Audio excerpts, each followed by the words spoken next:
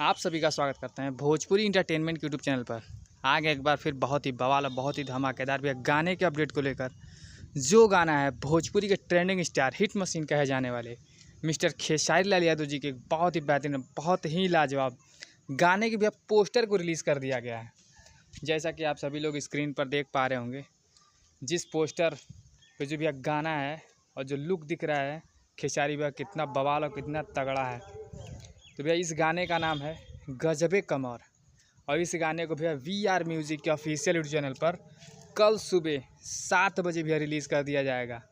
और इस गाने के भैया टीज़र को आज के दिन कभी भी भैया रिलीज़ किया जा सकता है VR म्यूज़िक के ऑफिशियल यूट्यूब चैनल पर। वहीं पर भैया बात की जाए इस गाने की, तो इस गाने को भैया गाया है trending star hit machine Khesari Lal Yadav ji ने और उनका साथ दिया है शिल्पी राज जी ने।